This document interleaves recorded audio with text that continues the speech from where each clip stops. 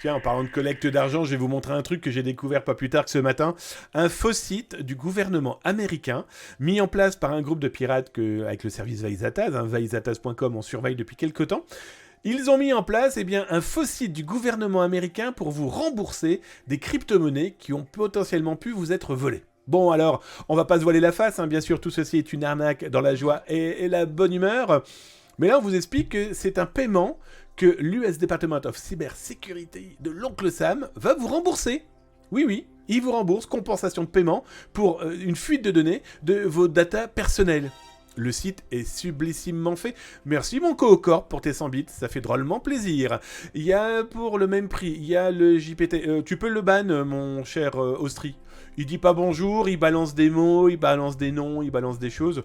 Bah ici ça se passe pas comme ça, on balance pas des choses. Déjà on est poli et puis surtout on balance pas des choses sans qu'on puisse vérifier les informations. Bah, tu lui mets un 30 secondes, juste pour rappel. C'est un petit nouveau, donc tu vois il a jamais dit bonjour, il a jamais dit rien. Sauf peut-être une petite bêtise. Bref. Je reviens sur ce faux site du département américain de la cybersécurité. Là, ce site internet vous dit on va vous compenser des fuites de données qui vous ont impacté en crypto-monnaie. Et là, on vous dit tout simplement mettez votre nom, votre prénom, votre adresse mail et vous cliquez. Vous cliquez sur le Submit on Application. Et puis là, vous avez l'outil qui tourne en rond qui vous dit on va regarder si vous pouvez être payer, rembourser ou en tout cas recevoir une petite somme d'argent pour compenser cette fuite de données qui potentiellement pourrait vous toucher.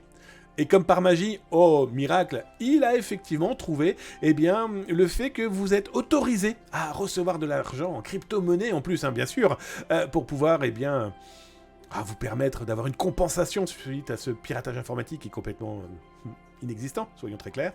Une fois que vous avez rentré le code qu'il vous fournit, chaque code correspond à une victime, vous l'aurez bien compris, vous avez une espèce de faux moteur de recherche qui vous dit, on est en train de chercher tous les leaks possibles et imaginables, d'abord dans la base de données du département de la cybersécurité de l'oncle Sam, mais aussi dans les databases de services crypto, mais aussi dans les registres publics dédiés aux leaks, etc., etc.